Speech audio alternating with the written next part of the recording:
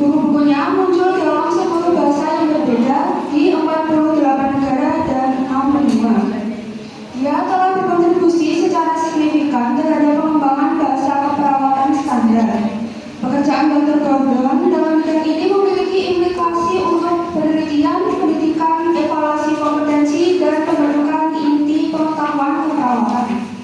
Berdasarkan bukti, bahasa ini juga akan membentuk dasar komponen keperawatan dari catatan medis elektronik. Marjorie Gordon meninggal pada 29 April 2015. Misa pemakamannya dirayakan Senin di Gereja St. Ignatius untuk Profesor Emerita Marjorie Gordon. Anggota Fakultas Keperawatan Cornell selama 23 tahun dan seorang pakar yang diakui secara internasional tentang pengembangan bahasa keperawatan standar yang meninggal pada 29 April 2015. Dr. Gordon adalah pencipta pola kesehatan fungsional 11 atau FHP dan telah memberikan format kepada generasi perawat untuk diagnosis pasien. Pekerjaan inovatifnya dalam penanganan klinis dan pengembangan bahasa keperawatan dikaitkan dengan memberikan suara perawat dalam hasil perawatan pasien dan mengarah pada adopsi bahasa keperawatan di bidang yang muncul dari percatatan medis elektronik. Pada tahun 1982, Dr. Gordon menjadi presiden pertama NANDA, Asosiasi Diagnosis Keperawatan Amerika Utara. Dia adalah peneliti utama pada proyek-proyek penelitian yang melibatkan proses keperawatan dan diagnosa keperawatan dan CEO Direktur US Grant Pelayanan Kesehatan Masyarakat untuk meningkatkan diagnostik perawat dan alasan medis. Dr. Gordon yang pensiun dari Commerce Board pada tahun 1996 adalah anggota Akademi Keperawatan Amerika yang pada tahun 2009 menghormatinya sebagai legenda hidup akademi. Berbicara pada upacara penghargaan rekannya di Commerce Board, Profesor Sister Colesta Roy berkata, dia memulai pekerjaan ini menciptakan bahasa keperawatan yang umum ketika komputer baru saja dimulai, dan sekarang ini adalah dasar untuk komponen keperawatan dari catatan medis elektronik. Saya pikir dia adalah teladan bagi kita semua. Dia terus menegakkan standar dan kejelasan diagnosis keperawatan, sehingga memberikan keperawatan suara dan visibilitas dalam perawatan kesehatan. Sister Roy mengatakan bahwa karena pekerjaan Dr. Gordon sebagai suatu disiplin lebih kuat di Amerika Serikat dan di seluruh dunia. Di antara banyak penghargaan lain, Dr. Gordon diberikan penghargaan mentor dari NANDA Internasional dan di antara anggota kelas perdana NANDA International Fellows yang dilantik pada tahun 2012. Sebagai penghormatan kepada Dr. Gordon di situs webnya minggu lalu, NANDA Internasional memanggilnya suara yang selalu hadir untuk diagnosa keperawatan standar yang akan mendukung pengambilan keputusan klinis. Fakta bahwa dia bersikeras pada kriteria diagnostik untuk mendukung pemikiran kritis itu sebelum diperkenalkannya teknologi atau catatan kesehatan elektronik adalah bukti misinya serta kesadarannya akan perlunya akurasi dalam diagnosis untuk mendorong kualitas perawatan pasien yang aman. Dia juga menerima penghargaan pendidikan Asosiasi Perawat Massachusetts, penghargaan layanan terhormat dari masyarakat Jepang untuk diagnosa keperawatan, dan penghargaan Asosiasi Legenda Ibu Perawat terdaftar Massachusetts. Selanjutnya, baik, istri saya menjelaskan tentang teori Marjorie Gordon ya. Jadi di teori Marjorie Gordon ini nanti ada 11 fungsional pola Gordon yang di Marjorie Gordon ini menjelaskan bahwa tidak semuanya itu pemeriksaan mengacu ke fisik pasien, tapi dia juga menyeluruh holistik dari lingkungan, psikis, eliminasi, dan lain nanti kita bahas ya. Mungkin Wikipedia 2018 teori paradigma perawatan untuk Marjorie Gordon di Marjorie Gordon Functional Health Patterns ini ada di asuhan keperawatan ya, yang nanti adanya pola fungsional Gordon. Kemudian teori ini menyediakan kerangka kerja yang digunakan dalam penilaian keperawatan untuk mengidentifikasi masalah kesehatan secara menyeluruh dan sistematis. Jadi nanti kita kupas secara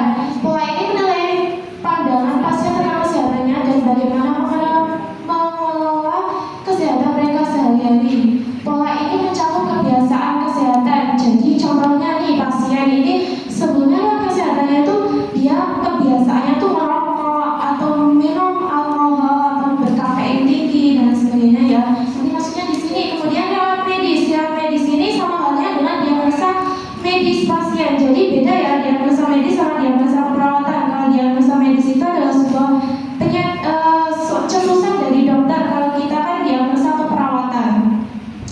Nah nanti bisa nih masuk di sini. Sebelumnya pasien itu punya riwayat kesehatan, punya riwayat medis nggak sih? Sebelumnya pasien mungkin pernah masuk ke rumah sakit mungkin dengan diagnosa medis kardiak arrest atau gastritis. Nah nanti maksudnya di riwayat ke medis pasien. Kemudian kenapa kok ditulis di sini?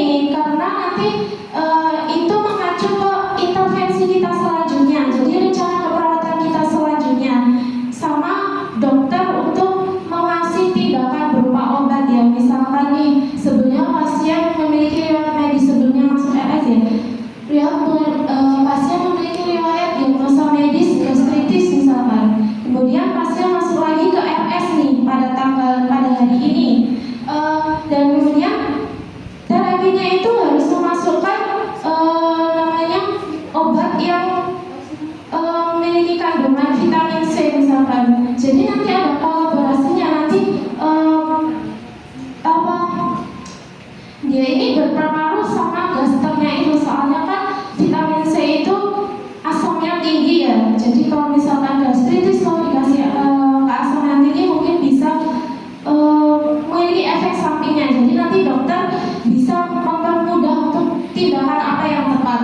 Kemudian serta bagaimana pasien memandang kesehatan dan sakit, termasuk tidak sadar mereka tentang faktor resikonya. Kemudian yang kedua adalah pola nutrisi dan metabolisme. Pola ini mendeskripsikan kebiasaan makan pasien sama pola asupan nutrisinya. Jadi pasien ini asupannya itu bagaimana, apakah seimbang atau dia tuh makannya karbohidrat terus atau protein terus gitu ya. Kemudian status metabolisme tubuh. Nah, apa sih metabolisme tubuh ini? Ada tahu nggak metabolisme tubuh itu apa? Ya, metabolisme itu adalah suatu proses kimiawi ya, penyerapan kimiawi. Jadi kalau misalkan si pasien ini ada gangguan metabolisme, yaitu dia itu pasien tidak bisa melakukan penyerapan yang secara maksimal atau abnormal, nantinya akan terjadinya gangguan metabolisme. Seperti contohnya pada penyakit diabetes ya, itu kan gangguan metabolisme juga, karena itu insulin penyerapannya itu tidak metabolisme itu terganggu ya di pankreas. Kemudian lanjut ke pola eliminasi. Pola ini mencakup kebiasaan dan masalah yang terkait dengan eliminasi urin, feses, dan kulit. Jadi nanti ini tuh di pola eliminasi nanti kita ditulis itu. Misalnya nih urin pasien warnanya apa? Apakah kuning pekat? Berarti pasien ini mungkin kekurangan cairan dan dia mungkin ini tidak suka yang namanya minum air putih. Misalnya minum yang berwarna-warna atau yang mungkin urinnya warnanya bening. Nah itu baru normal ya. Kemudian untuk feses nanti juga ada warnanya itu ada tingkat-tingkatannya sendiri ya, dari yang putih, hijau, putih pucat, hitam biasanya nanti ada gangguan. Mungkin kebanyakan ya besi. Kalau biasanya itu kalau yang fesesnya warna hitam itu kebanyakan ada kanker sumsum tulang belakang gitu. Terus kalau untuk normalnya feses itu warnanya kecoklatan. Kemudian lanjut mas. Pola aktivitas dan latihan. Pola ini menilai tingkat aktivitas fisik, latihan, kebiasaan mobilitas, serta kemampuan pasien dalam melakukan aktivitas sehari-hari seperti makan, berpakaian, dan mandi. Dan ini nanti dimasukkan tuh di kolom, misalnya pasien tuh bisa mandiri atau tidak. Nanti ada apanya. Terus pasien ini dibantu menggunakan alat atau dibantu orang lain sepenuhnya. Nanti ada itu. Terus selanjutnya pola istirahat dan tidur. Nah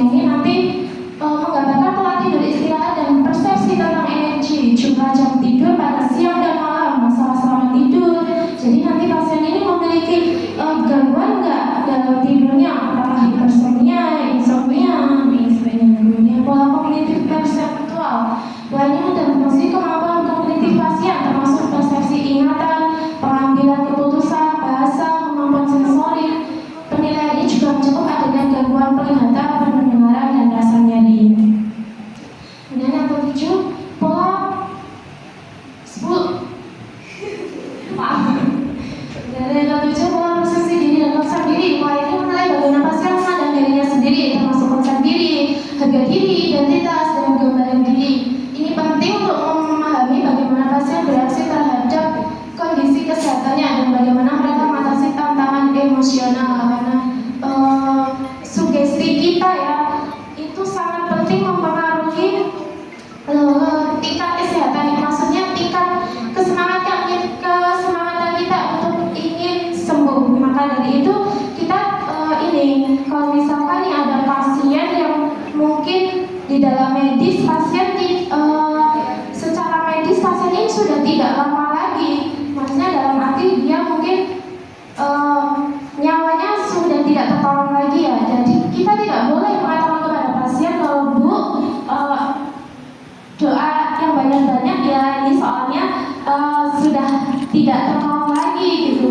Jadi tidak boleh seperti itu karena sugesti kita itu sangat sugesti pasien itu sangat mempengaruhi di diri pasien gitu. Kemudian pola peran dan hubungan. Pola ini mengevaluasi hubungan sosial pasien dan peran mereka dalam keluarga, pekerjaan, dan masyarakat. Pola ini mencakup hubungan interpersonal serta hubungan sosial yang bisa sangat berpengaruh terhadap kesehatan emosional dan mental pasien. Sama ya tadi pola persepsi diri dan konsep diri. Kemudian pola seksualitas dan reproduksi. Pola ini menilai fungsi seksual, kepuasan, dan masalah reproduksi seperti siklus menstruasi, kehamilan, dan menopause. Menopause ini adalah dia itu sudah masa menstruasinya sudah habis atau sudah tidak bisa menstruasi ya pada lansia. Pola ini memberikan wawasan tentang kesehatan reproduksi dan kejiwaan seksual pasien.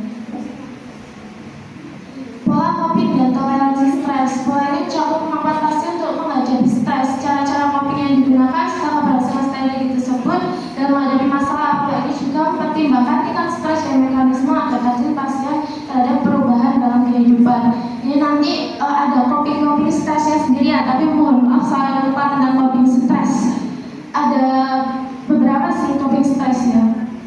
Kemudian pola nilai dan keyakinan. Pola ini menggambarkan nilai-nilai keyakinan atau prinsip hidup yang dianut pasien, termasuk aspek spiritualitas atau agama. Pemahaman tentang pola ini membantu perawat menghormati kebutuhan spiritual dan budaya masing yang seringkali mempengaruhi sikap mereka terhadap kesehatan.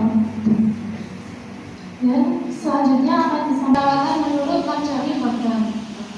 Menurut MyPaster 2018, fokus keperawatan menurut Marjorie Gordon terletak pada pengembangan penilaian yang komprehensif terhadap kondisi kesehatan pasien melalui pendekatan fungsional health patterns atau pola fungsi kesehatan. Gordon berfokus pada pemahaman menyeluruh tentang kondisi pasien dengan menggunakan 11 pola fungsi kesehatan yang mencakup berbagai aspek kehidupan dan memberikan panduan bagi perawat dalam mengidentifikasi kebutuhan dan merencanakan perawatan yang sesuai. Fokus utama ini dirancang agar perawat dapat mengevaluasi pasien secara sistematis dan holistik. Berikut adalah fokus utama keperawatan menurut Marjorie Gordon. Yang pertama adalah penilaian menyeluruh dan sistematis. Gordon menekankan pentingnya penilaian menyeluruh dan yang mencakup berbagai aspek kehidupan pasien, bukan hanya gejala fisik. Melalui 11 pola fungsi kesehatan, perawat dapat mengidentifikasi faktor-faktor yang mempengaruhi kesehatan fisik, mental, emosional, sosial, dan spiritual pasien. Yang kedua, pendekatan holistik pada kesehatan pasien. Fokus pemerawatan menurut Gordon adalah melihat pasien secara keseluruhan dengan mempertimbangkan bahwa berbagai aspek kehidupan saling mempengaruhi satu sama lain.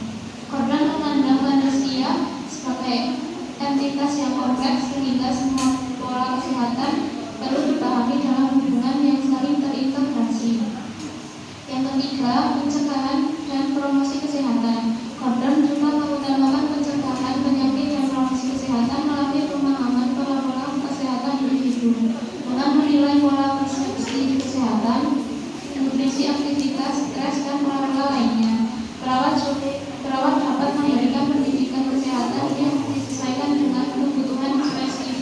pasien. Yang keempat, intervensi berbasis pola kesehatan yang dapat dimodifikasi. Fokus program juga mencakup kemampuan perawat untuk mengidentifikasi pola yang dapat dimodifikasi dan memerlukan intervensi. Misalnya, pola aktivitas yang kurang atau pola tidur yang tidak memadai. Hal ini memungkinkan perawat merencanakan intervensi yang disesuaikan dan efektif untuk memperbaiki atau mempertahankan kesehatan pasien. Yang kelima, pemahaman dinamika kesehatan pasien dari berbagai aspek. Melalui pola-pola yang diajukan program, perawat dapat mengidentifikasi tidak hanya masalah kesehatan saat ini, tetapi juga potensi masalah di masa depan. Misalnya, pemahaman pola coping dan toleransi stres dapat membantu perawat mengantisipasi bagaimana pasien mungkin bereaksi terhadap situasi stres di masa depan. Yang berikutnya akan disampaikan oleh Prinsip keperawatan menurut Marjorie Gordon ada 4 ya. Kita bahas yang pertama dulu, pendekatan holistik terhadap manusia. Gordon melihat sebagai makhluk hidup, kita sebagai makhluk hidup yang utuh dan kompleks dengan berbagai aspek yang sangat mempengaruhi, termasuk aspek fisik, mental, dan spiritual. Setiap individu memiliki pola fungsional yang unik dan ketidakseimbangan dalam salah satu pola yang dapat mempengaruhi kesejahteraan secara keseluruhan. Dengan demikian, perawat perlu memperhatikan keseluruhan aspek pasien dalam penilaiannya, bukan hanya penyakit atau tanda gejala tertentu. Yang kedua, kesehatan sebagai keseimbangan dinamis. Gordon menganggap kesehatan sebagai kondisi dinamis yang tercermin dalam ketidakseimbangan berbagai pola fungsi. Kesehatan tidak hanya didefinisikan oleh tidak adanya penyakit, tetapi juga oleh harmoni dan keseimbangan antara berbagai aspek kehidupan individu. Teori ini melihat kesehatan sebagai suatu spektrum yang dapat berubah tergantung pada kondisi internal dan eksternal yang mempengaruhi seseorang. Next. Yang ketiga, lingkungan sebagai faktor yang mempengaruhi kesehatan. Dalam paradigma Gordon, lingkungan adalah segala faktor eksternal yang dapat mempengaruhi keseimbangan pola kesehatan seseorang. Faktor ini meliputi kondisi fisik, sosial, budaya, dan emosional yang terintegrasi dengan individu. Lingkungan berperan penting dalam kesehatan dan kesejahteraan, dan perawat harus memahami dampak lingkungan pada pasien untuk membantu mereka mencapai keseimbangan. Yang keempat, peran perawat dalam meningkatkan keseimbangan kesehatan. Gordon mengembangkan teori ini dengan tujuan untuk membantu perawat melakukan penilaian yang sistematis dan menyeluruh.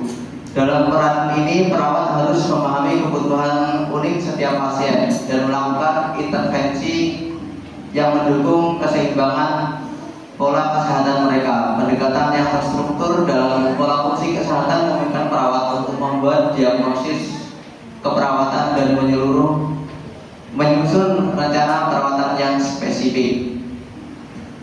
Kesimpulannya dari teori Marjorie Gordon ini adalah kesimpulan pola fungsi kesehatan ini dapat dirancang oleh Marjorie Gordon untuk memberikan panduan bagi perawat dalam melakukan penilaian kesehatan yang komprehensif. Dengan memeriksa pola ini, perawat dapat lebih memahami kondisi fisik, mental, sosial, dan spiritual pasien, sehingga dapat memberikan perawatan yang sesuai dengan kebutuhan khusus mereka. Pendekatan ini juga memungkinkan perawat untuk melakukan intervensi yang spesifik, meningkatkan kualitas perawatan dan kesejahteraan pasien. Selanjutnya sesi tanya jawab.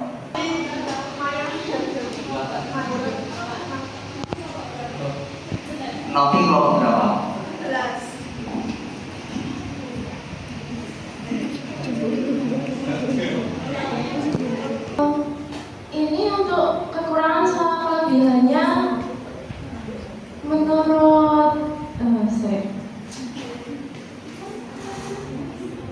dari teori Marjorie Gordon ya Mbak. Ini kan apa namanya, dari Marjorie Gordon ini mengajarkan tentang 11 pola fungsional Gordon, yang dimana di situ bisa diperlihatkan Mas untuk slide-nya teori Marjorie Gordon. Ya. Jadi di situ itu di dalam aspek ya Mbak, itu kan ada pola fungsional Gordon dan pemeriksaan fisik, dan di situ si Marjorie Gordon ini dia hanya membahasnya ke pola fungsional Gordon secara holistik dan berstruktur. Jadi mengarahnya dia tidak ke fisiknya saja, kayak pemeriksaan toraks begitu ya. Jadi dia itu mengarahnya ke pola persepsi kesehatan, kemudian pola nutrisi, eliminasi, terus contohnya gini aja. Misalkan nih kita ambil yang nanti kita jawab untuk ukuran